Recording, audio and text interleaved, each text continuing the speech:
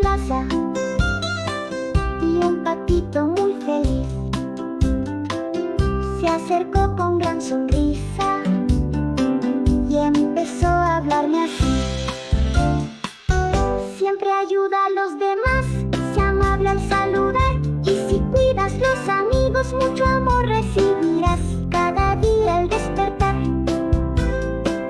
No te olvides de reír, si compartes tu alegría, más amigos vas a unir. Caminando por la plaza, vi un patito muy feliz. Se acercó con gran sonrisa y empezó a hablarme así.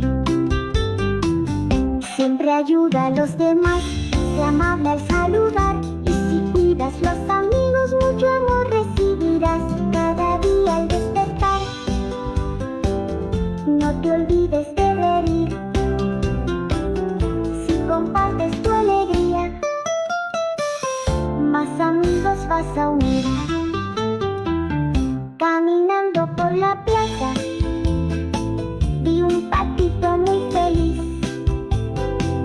Me dejó este gran consejo y que pienso ya en cumplir.